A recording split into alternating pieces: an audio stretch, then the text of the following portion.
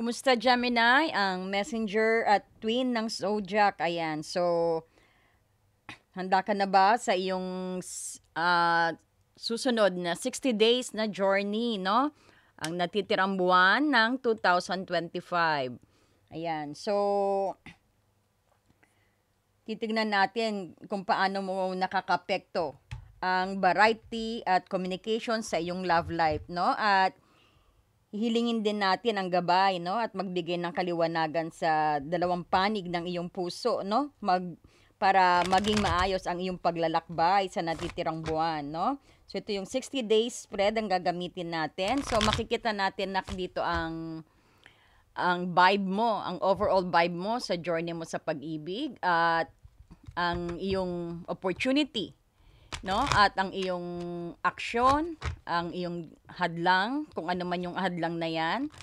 At syempre, ang importante ay kung ano ang natutunan mo sa 60 days journey mo, no? 60 day na sabihin natin na paglalakbay ng puso mo, no? Yung individual na puso mo, no? It doesn't matter if you're single, no? Pero bibigyan pa rin natin ng emphasis pag single, dating, or current relationship, no?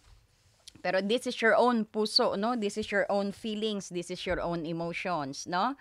Ayan. So, Gemini, magki-cleanse lang tayo, no? Magki-cleanse lang natin ang space mo at ang space ko at ang ating mga deck na ginamit, no? So, medyo ilayo nyo lang po ang inyong headphone or ang inyong cellphone, no? Medyo malakas po siya. Okay, so sabayan nyo na rin ako na say your intentions po, no? While I'm doing my prayer here, no? Ayan, thank you, Father. Thank you, Jesus. Reading. To cleanse us, spirit guides.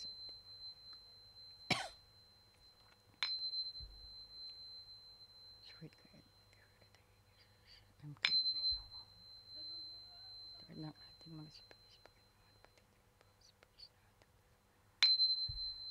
Bigyan mo ko sila ng kaliwanagan. Pagdiin mo ko sila sa kanilang mga sakit, spirit guide. Gawain mo. Kaliwanagan ulit po ang aking sabihin para sa kanila. Ayan. So, medyo malamig na rito, no? Medyo yung aking nudoy tayo. No? Pero, syempre, hindi tayo titigil. Ayan. Para sa inyong mga gabay din, no? So, marami pong salamat sa mga nag-subscribe, no? Kay Happy Angel Reading at sa mga nag-like and sa mga nag-hype po, no? At lalo na rin po sa inyong pag-share, no? Marami pong salamat, no? Ayan. So, let's begin na rin po, no? Para ito sa iyo, Gemini, no? Sa iyong natitirang 6 days na paglalakbay ng iyong puso, no? And pasensya na rin po pag minsan ang nagkaka-echo, no? Pero inaayos ko po 'yan, no? Thank you po sa inyong mga feedback, no? Open po ako sa feedback. Basta good vibes lang ang dating, no?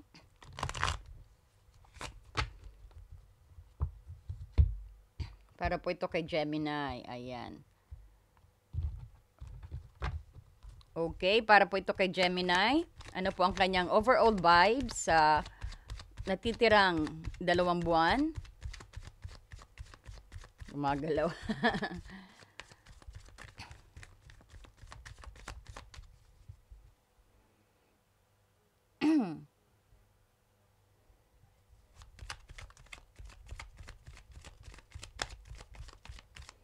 Ang pangkahalatang vibe po ni Gemini sa susunod na 2 buwan, Spirit Guide. Ano po yung pangkahalatang vibe sa susunod na 2 buwan ni Gemini, Spirit Guide?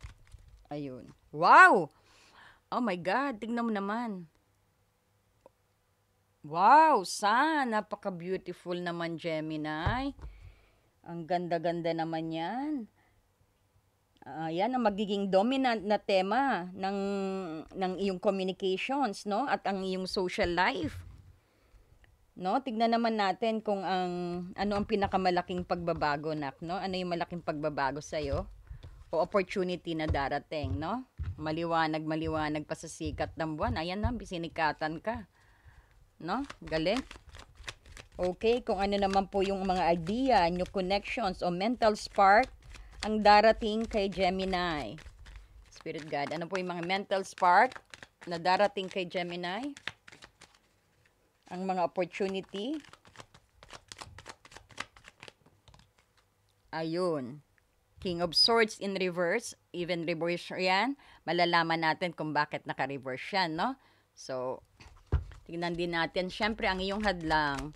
Ang humahadlang, Spirit Guide sa kanya. Ang humahadlang.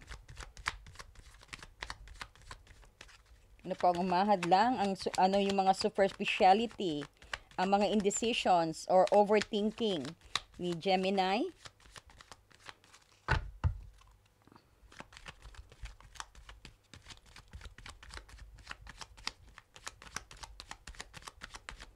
Para po kay Gemini, ano po yung kanyang superficiality, indecisions, at overthinking? Ano po yung mga humahadlang sa kanya, Spirit Guide? Mukhang wala walang bumabagsak, no? 'Di ba? Ayun na. Oh, yung pala. Six of Pentacles in reverse. Uy, ayan na. Ang iyong dapat na i-action daw. Ayun. Ang outcome. Ano po naman ang kanyang outcome? Ang kanyang outcome, Spirit Guide. Ano po ang kanyang outcome? Ayan na. Bakit naging outcome ang star in reverse, no? Tignan natin kung bakit yan ang matututunan mo dapat. O siguro, tignan natin. O baka yan ang dapat mo ma-embody, no? Then, tingin ko rin tayo ng message, no? Kay Love Oracle. Ay, sorry. May freedom. Ayan. And sa ating Romance Angel Guidance, para po ito kay Gemini, sa kanyang natitirang 2 buwan. Para po kay Gemini Spirit Guide, sa kanyang natitirang 2 buwan.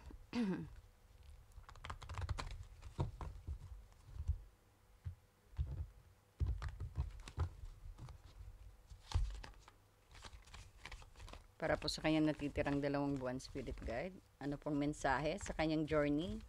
Ano pong mensahe sa journey ng kanyang puso, sa kanyang love life? Ano pong mensahe, Spirit Guide? Oh my God, soulmate. Ina-attract mo yung soulmate mo na ka. Yes, this is your soulmate. Ano ba yan, Gemini? Ang ganda-ganda naman yan. At syempre, kuha rin tayo ng iyong guidance, no? Sino ang kasama mo sa iyong journey, no? Tingnan natin kung sino ang Archangel. Ang kanyang matututunan, no? At anong kanyang message, Spirit Guide? Ano pong message para sa kanya?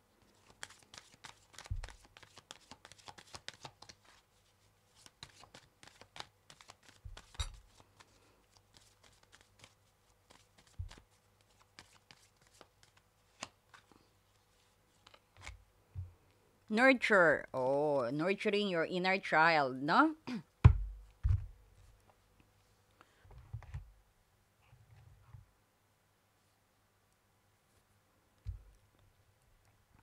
Gemini, so meron kang sun kaagad sa iyong vibe dito, no?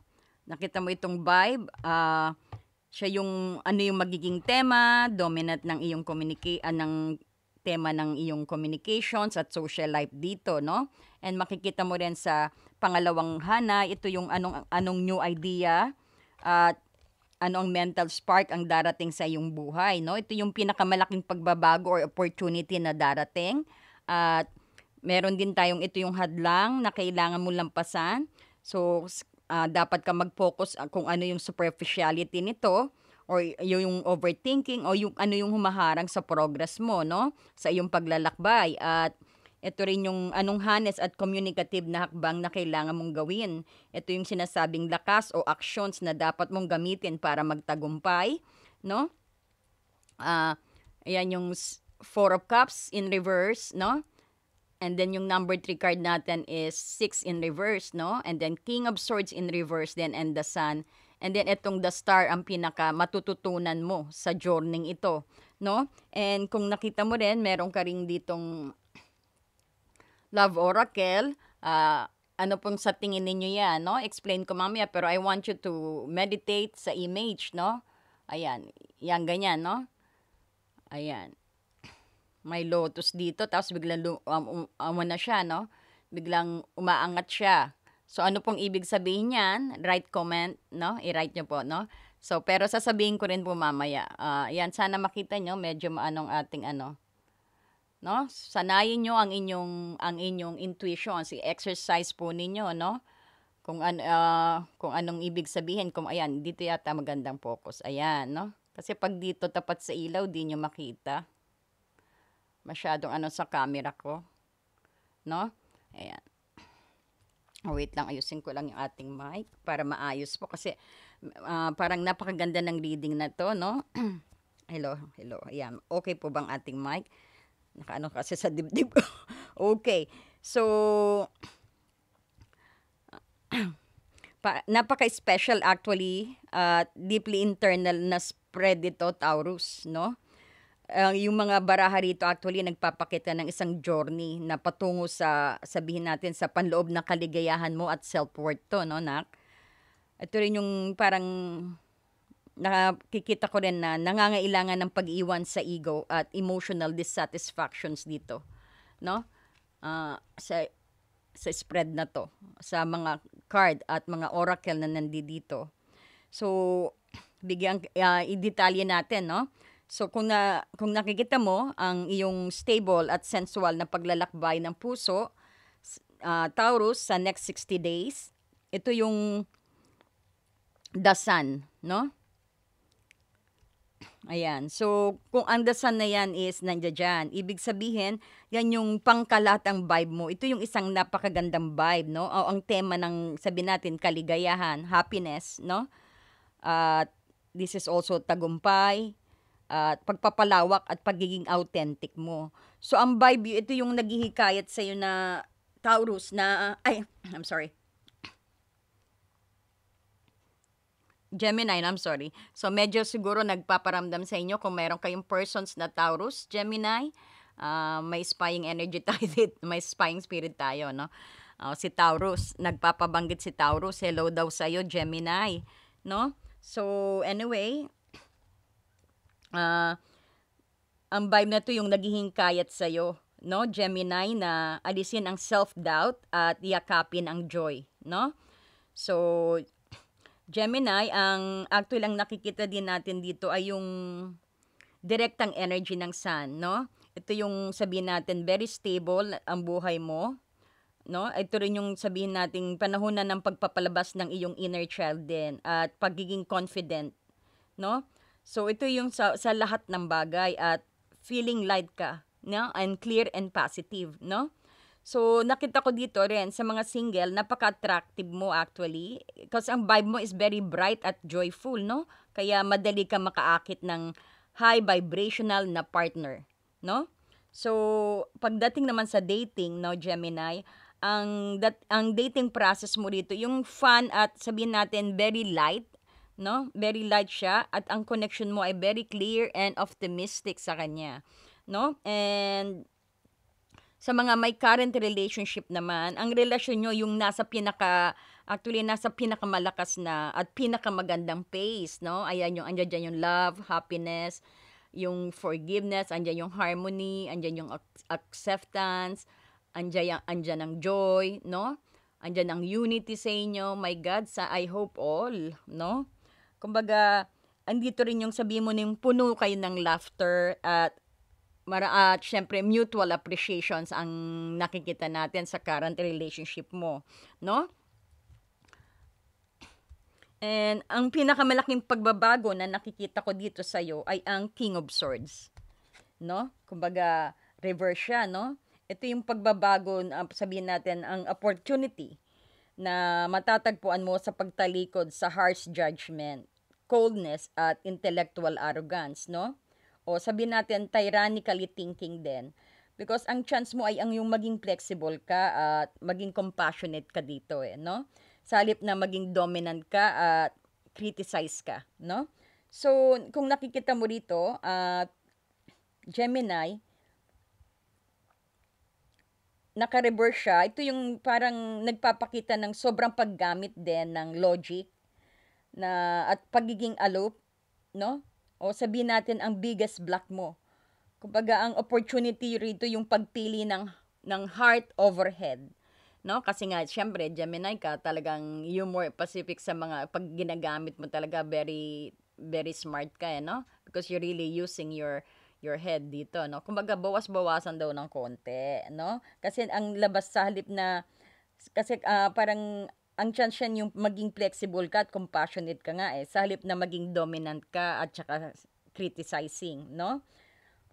So, kung makikita mo rin dito na gamitin dapat samahan din dapat ng ng heart, no? Sa panahon na ito, sa journey na ito, no? Halimbawa, sa mga single, no? Ito yung opportunity na sabihin natin na iwan ang checklist mo, no? At buksan ang mind mo, okay? Iwan mo yung mga, kunyari, may mga plan-plan ka pa dyan, may mga journal ka no? Kung ano bang gusto mo, tipo mo, iwan mo daw yan, no? Kasi, kailangan is maging open ka, buksan mo ang isip mo rin sa mga potential partner na di perfecto. No? Kasi nobody's perfect, no? God is only perfect, 'di ba? Oo, kumbaga yung iwan mo muna yung pagche-checklist mo. Kumbaga, i-accept mo kung sino yung darating muna, no? Mag-escapade ka, kumbaga, take a chance, parang ganon. Take the leap of faith, parang ganon ang sinasabi rin, no? Natanggalin mo muna yung pagiging, sabihin natin, yung masyadong meticuloso ba yon tawag doon? Or sabihin natin, gusto mo masyado perfect, no? Parang yung opportunity sa pagpili, no? Na hindi, nobody's perfect, always tatandaan mo yan. No? Be open-minded, parang gano'n, no? Especially sa mga potential partner na hindi perfecto, na wala sa listing mo. Tanggalin mo daw muna yan. No? Kasi yan ang message ng King of Swords na opportunity. At ito yung sinasabi nga natin, yung mga chance mo na magagawa mong pagbabago sa 2 buwan na journey mo, na paglalakbay ng puso mo, no? So, andito naman ang hadlang, ang challenge na kailangan mong lampasan, no? Andito ang Six of Pentacles, no, naka-reverse din siya. So, ang challenge, parang ang challenge mo ay yung isang kawalan ng parang balanse, no? Or sabihin natin, ito rin yung sa pagbibigay at pagtanggap, no? Pagiging self-centered din, o pakiramdam na unfair ang sitwasyon. Kumbaga, ang focus ay nasa imbalance ng resources at effort. So, sa gitna ng kaligayahan mo rito sa Sun, no? Ito yung may challenge ka sa sharing. Maaring labis ka bang nagbibigay, no? Ito yung sinatawag na martyrdom, o labis kang tumatanggap naman, no? Kumbaga, dapat i-balance mo yan, no? Kumbaga, yan din yung labis kang tumatanggap, yan yung pagiging demanding din, no? Na nasisira ang equity ng relationship ninyong dalawa. So, kailangan mong lampasan ang pakiramdam na may kulang, no? Or sabi natin kulang sa effort ng iba, no? So, sa mga single, bigay tayong halimbawa sa single, no? Challenge, no? Kumbaga, balansihin ang self-love dito at ang pagiging open sa giving, yung pagbibigay, no? O sa iba natin sa relasyon or sa isang potential partner, no? Parang ganun po. And then, sa dating naman, ang challenge na pantay-pantay dapat, no? Ang effort sa date. No, huwag mag-expect ng sobra sa simula. Halimbawa, lagi na lang ikaw nalilate, no? Sa next time, huwag ka na magpa-late, parang ganon. No? Parang pantay dapat ang energy. No? Sa mga current relationship naman, ang challenge yung sabihin natin, kailangan mong lampasan ang resentment dito tungkol sa financial or sabihin natin sa emotional, no? At sabihin natin yung contributions ninyong dalawa ng partner mo, dapat balanse, no? Hindi lang ikaw yung lagay ng lagay. Dapat din siya maglagay ng lagay, no? Parang gano'n. Lagi kong inuulit yan yung it should be 50-50. Yan ang balance and harmony, no? Hindi lang ikaw na lang ang tanggap ng tanggap din, no? Dapat makatanggap din siya. So to be able na makatanggap siya, dapat magbibigay ka rin, no? Parang gano'n, kumaga balance and harmony kayong dalawa, no? So kung makikita mo naman sa iyong action dito, no? Andito yung iyong lakas, no? O sabihin natin ito yung okay lang po ba yung mic ko? Okay lang sanang sounds, no? Dali, ayusin ko lang, no? O masyadong malakas? Okay, so ang lakas dito ng at saka yung aksyon na dapat mong gamitin is para syempre is sabihin natin na maging open or sabihin natin receptive ka. Kasi this is reverse Four of Cups no? Ito yung nagpapahiwatig ng lakas na nasa pagiging open at perceptive, no? Ang sabihin natin, ang aksyon ay ang pag-iwan din sa apathy, no? Or sa boredom, kung naboboard ka, at emotionally self-absorption, no? Marami kang nami-miss opportunity, pero maganda ngayon, actually, no? Open ka, no? So, gamitin ang energy ng pagtanggap ng blessing. Kumbaga, you appreciate what's surrounding you. Dati hindi mo na-appreciate, ngayon na-appreciate mo. No? Yan ang gawin mo daw. Appreciate little thing, parang ganon. Kaya nga sinabi rito na tanggalin mo muna yung checklist mo sa Six of Pentacles, di ba? Sa iyong challenge, no? So, gamitin mo to. Gamitin mo ito. Ibig sabihin, appreciate mo rin kahit hindi siya perfect. Appreciate mo kung appreciate mo rin siya, parang gano'n, no? Oh, ito yung challenge mo na dapat mong ito yung pinaka-blockage mo no? Yung naghahanap ka ng perfect, no? Kumbaga, tuunan mo rin daw ng pansin yung taong dumating sa'yo na wala sa checklist mo, no? Kasi malay mo, yun pa yung ready mag-commit sa'yo, no? So, kaya nga sinasabi at gamitin mo kung bakit naka-reverse ang Four of Cups. Gamitin mo, i-appreciate mo yung mga nasa paligid mo.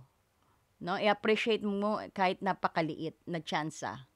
No? Kung anong appreciate mo rin, kung anong meron ka, parang gano'n na, no? So, yan ang aksyon na dapat na makakatalo dito sa iyong challenge or sa iyong hadlang, no? So, gamitin mong energy ng kumbaga, isipin mo pa rin na kahit yung maliit na yan is a blessing, no? Kumbaga, sinasanay ka ng universe, no? Kaya kahit kaunti lang yan, kumbaga, hinahanda ka ng universe para sa malaking parating na blessing sa'yo, no? At least, one thing is to be grateful and thankful, no? Parang ganon. So, nakita mo rin dito, dahil may sun ka rin dito, ito yung vibe na maraming opportunity ang darating pero kailangan mong iwan ang moodiness din, no? O buksan ang mata mo sa mga offer na dati mong inayawan, ngayon tanggapin mo na. Yung mga na-miss opportunity mo, tanggapin mo ngayon. Ito yung remedy sa challenge mo, no? Kumbaga, ituon mo ng pansin ang meron ka, no? Kagaya ng sinasabi ko. And then, especially laban dito sa yung sa yung challenge at hadlang, no? So tanggapin ang invitations na dati mong ni-reject at accept gratitude, kumbaga response them with your gratefulness and thankfulness, no? Ayan, ako pinipray ko po kayong lahat mga subscriber ko, no? Para lagi kayong manood ng video ko. Hindi, Hannes. I'm praying, syempre. Pinipray ko rin po kayo. So, lalo na yung mga nasa comment na nababasa ko, no? Kasi lagi naman po ako nagbabasa, no? So, okay. So, kung makikita nyo rin po dito, ito ang natutunan mo. Bakit the star in reverse? So, akala mo, this is nothing hope na. Kasi ito yung, ang intention natin is yung ang questions natin is kung anong matututunan mo, no? So, the star in reverse, even this is in reverse, ito yung natutunan mong pangkahalatang kinalabasan sa 60 na araw mo, no? The star in reverse. Kumbaga, ito yung isang mahalagang na talagang bibit-bitin mo sa buong journey mo, no? Pagkatapos ng 60 days. Sabihin din natin, ang star reverse, ito yung nagpapahiwatig ng kawalan ng hope at disappointment, or sabihin nating feeling na disconnect ka sa universe, no? Actually, ito matututunan mo na may pag-asa, no? At ang pag-asa ay internal, no? So, sabihin natin, matapos ang joy mo rito, ito yung sabihin natin, may self-reflections ka, or may self-correction ka rito, na King of Swords in reverse, no? Ito yung opportunity, ito yung mga... So, ito yung sabihin natin na matututunan mo na tunay ang healing at inspirations, no? Because ito yung nasa loob mo, no? It is what's inside of you. At hindi sa external circumstances. Because ang star in reverse ay call for, no? O call para harapin ang mga self-belief at huwag umasa sa external validation. Ayan yung kabaliktaran ng sun na external happiness, na naintindihan niyo po ba? So, magtataka ka rin bakit ang romance angel nagbigay sa'yo ng soulmate. Kasi ito yung ina-attract ng, kumbaga, binibigyan niya ng liwanag ang energy ng soulmate mo, no? Para magkadikit kayo, para madaliin, para makita niya ang sinag mo, no? Parang gano'n, no? So, kung makikita mo ang soulmate dito is perfectly aligned dito sa sun, ibig sabihin, nagpapakita ng potential din sa likod ng emotional block ito, no? So, ang message ay actually parang nagbibigay din ng isang deeply meaningful connection ay present or paparating din sa'yo. Kasi ina-attract niya no? Kumbaga, ayan, tingnan nyo. Ayan, yung sun, no? Lahat ng array niya, ito yung vibe mo, kumbaga, na-attract mo, no? Sinisinagan ang bawat sitwasyon or ang bawat tao o ang bawat spirit, no? Sinisinagan niya, no? Nag-iilaw ka, kumbaga, diyan mahahanap ka ng soulmate mo, no? Yung kumbaga in a soul level, kayo, mag-intertwine kayong dalawa, no? Sometimes nga baka mamaya nagde-date na kayo sa soul level, no? Sa spiritual level, mamaya nagde-date na kayo, nag-uusap na kayo kung bakit nagti-trigger bakit nandito ang soulmate, no? So, nakikita nyo rito kasi ang vibe mo, ang magiging vibe mo sa susunod is sun, no? This is full array, no? Yung mga rays, yung mga niya, yung mga liwanag niya na mag-i-spread yan sa universe, mag-i-spread yan. So, no? Wag mo nang hanapin, no? I'm talking about medyo spiritual no? Pero nakukuha niyo po ba? Ayan. So, kaya na-attract ng soulmate. Kaya na-attract mo yung soulmate mo, no? Because you have a very beautiful energy. Lalo na andito ang love, no? So, ang connections actually dito, no? Ito yung nagbibigay din sa'yo ng deeply meaning na paparating. Mamaya, titingnan ko kung anong mga persons ang makikita ko rito, no? Paparating at saka present ang soulmate mo. Andya dyan lang sa tabi mo, no? O andya dyan lang. O baka asawa nyo na yan. Pero andya dyan ang soulmate, no? So, kung makikita mo rin dito na yung mga halaman, no? Nag-aanuhan. So, halaman has energy also yan, no? Ayan, magchichismisan yan. Andito si Gemini, no? Andito si Gemini, sabihin po dun sa soulmate niya, ayan, mag-uusap yan. Ayan na, ma-attract mo na, no? Nakukuha niyo po ba? Matalinhaga, no? So, pero, napakaganda ng sun po talaga. At sabihin din natin na ang soulmate mo ay maaring maging catalyst para i-release mo rin ang iyong ego, no? So, halimbawa, no? Sabihin natin, sa lahat ng mga sitwasyon, no? Single ka man, dating, or current relationship, ang taong iyon ay naroon na, no?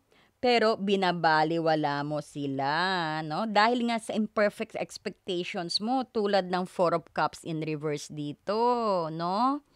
So anyway, ngayon alam mo na, no? So, mag-smile-smile ka sa lahat ng lalapit sa'yo, okay? Ayan. So, and then, tignan mo itong love oracle mo, na, no? Ito muna tayo. Freedom. Kita mo, no? Ayan, tignan niyo. Pag ganahin niyo yung ano, lumabas siya, no? Ayan, ibig sabihin, I'm free. Ayan na, no? Parang bumuka ang bulaklak, no? At lumabas siya. Ibig sabihin, free siya. Free na siya. Hindi na siya nakatrap. Ibig sabihin nito, ultimate goal mo ay freedom. Kumbaga, at ang remedy ng feeling mo or ang remedy ng loss mo, ang star in reverse, di ba? Andito. So, makikita mo, freedom ang ultimate goal. Ito ang remedy dito sa natutunan mo, no? So, ang star actually din kasi dito is, ano, no? Ito kunin natin. Ang star is reverse, nagpaparamdam ng restriction. So, ang freedom ay nagpapayo na bitawan ang mga self-imposed na chain din, no? So, tulad ng King of Swords dito, no? Kumbaga, very harsh na rules yan, no? Kay King of Swords. At ang Six of Pentacles reverse na scorekeeping, no?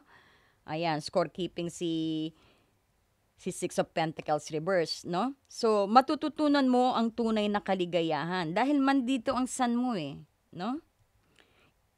Kumbaga, yun ay magmumula sa freedom, sa kalayaan mo. At sa isip at sa puso mo, no? Nakukuha nyo? So, there is nothing stopping you. The path is very clear. Ibig sabihin, makiklear ang lahat, no? And you will gonna have your freedom. Okay? Sa isip, sa puso, at sa salita, no? So, ito, makikita natin. Si Archangel Gabriel naman, no? Ang connection niya sa inyong journey, sa 60 days na journey mo. This is Archangel Gabriel. Siya yung nurture. Sabi niya rito is, as you nurture your child, you nurture your own inner child. Both activities are important for you right now. So Archangel Gabriel kasi ang angel ng communications, no? So, this is also clarity at pagiging nurturing. Lalo na sa sarili sa mga project, ang nurture ay direktang action to, no? Na sumusuporta sa iyong emotional growth, no? So, bakit siyang binigay sa iyo, no? Because Gemini, naturally, no, nurturing ang challenge mo Hindi yung pagiging harsh at judgmental na kagaya ng King of Swords in reverse, no? Kailangan mong gamitin ang nurturing side mo para maihil ang sarili mo, no? Ayan yung love yourself first, ang pinaka nakikita kong team din, at maging gentle ka rin sa partner mo, no? At ang pag-aalaga din na magiging bridge mo rito yung makita mo ang soulmate, no? At maging receptive ka, okay? So, Taurus, ayan na naman si Taurus, my God, sino bang may Taurus dyan? Okay, so Gemini, ito yung ano mo, 60 ang 60 araw na tungkol sa panloob na adjustment mo, no? So, Gemini, embrace mo yung joy and release judgment mo, no? Gamitin mo ang joyful na sun dito, no? Iwan mo ang cold judgmental na thinking ng King of Swords, no? King of Swords in reverse, no? At maging open ka at maging fair ka, no? Iwasan ng scorekeeping na kagaya ng sinabi ko kanina. At yung Six of Pentacles nandito kasi, ibig sabihin magpakita ka ng gratitude at pagiging open mo, no? Para hindi mo ma-miss ang mga opportunity. Ayan din yung nurture your soul also, no? Kagaya nito. Nurture ang sarili mo para maklaim mo ang soulmate mo, no? Ito ang magpapalaya sa iyong freedom actually, no? Ayan, no? At maghahatid sa iyo ng tunay na pag-asa ito, no? Laban dito sa star, no? Ayan. So, ang mga tao na nakikita ko rin, sabihin natin ang makakasalumuha mo sa yung journey o makakasama mo siya sa journey mo, no? Parang batay dito sa ano na lang, no? Kukuha tayo ng ano dito. Kumbaga, batay sa energy mo, lalo na ang intellectual na card dito na King of Swords, siyempre, na maaasahan mo na andyan dyan ang air sign, no? Na kagaya mo rin, ka-sign mo rin, or Libra Aquarius din, no? Or ikaw, kapares na sign mo rin, Gemini. Dahil sa challenge ng King of Swords in reverse yan, no? At Gemini, ang maaring maka-attract din mo is earth sign na magtutulak din sa'yo na i-balance ang logic at emotional. Hindi pa na emotions. Kailangan meron ding logic, no? Ayan. Sandali. Ayusin ko ng mic. Wait lang. Ayan. Okay. At andito rin ang water sign mo, no? Gemini, which is Cancer, Scorpio, Pisces, dahil sa need sa nurturing. No, ito yung si Archangel Gabriel. Maari siya yung makakasalumuha mo na water sign na magbibigay din ng emotional depth at nurturing na hinahanap mo, no? So, very beautiful ang energy na nakikita ko rito. Pero yes, syempre, maganda yung mga challenge na yan. No? Isipin nyo po ang challenge. Yan po ang inyong pundasyon. No? Yan po ang inyong weapon. Kumbaga, i-welcome nyo lang po, no? Kung ano mang challenge yan, no? Kasi, yan po dyan po tayo mag-grow, no? Kung naisip nyo negative, hindi po negative yan. Kasi you're taking the problem as a negative. Pero dapat, kunin nyo lang po yan as a challenge. Kung tingin yung problema, challenge lang po yan, no? Ibig sabihin, ang Diyos hindi naman po magbibigay ng challenge or mga pagsubok na hindi nyo kaya, no? Kayang-kaya nyo yan, no? Lalo na ayan ang sun mo, oh. Ang ganda ng vibe mo, no? Sisiw na lang sa'yo yan, nak, no? Okay, so Gemini, I hope na nag-enjoy ka sa ating reading, no? And pa-like naman po dyan at pa-hype naman po. At sa mga hindi pa po nagsusubscribe, I'll wait for you na mag-subscribe. Ayan, at kung gusto mo mag-feedback ka pa, no? Kung anong gusto mong basa ko. And pasensyahan nyo lang sometimes ang ating mic, no? Sometimes nawawa, sometimes ano. Pero nag-aaral na po ako ng technical, ng ano, kasi paulit-ulit na. Ayan, pero ngayon maayos ng mic natin, no? Talagang kinabit ko ng malapit sa leeg ko. Ayan. So, sana po nagustuhan nyo at kunin nyo rin pong aral ito kasi hindi naman po ito masama at saka very beautiful ang energy po, no? Wala tayong nakitang ikakasama, no? So, mag-ingat lang po kayo and always take care of yourself. Marami pong salamat, no? Malaking bagay po ang pag-hype and like at lalo na yung pag-share nyo po ng ating video, no? Thank you so much po. Talagang na-appreciate ko po. Ayan. So, lalo po ako na-motivate, no? Lalo po akong, kaya kita nyo po, no? Nag-upload tayo ng how many videos. Ayan. Natutuwa kasi ako, no? Ayan. Okay, thank you, Gemini, and God bless you po.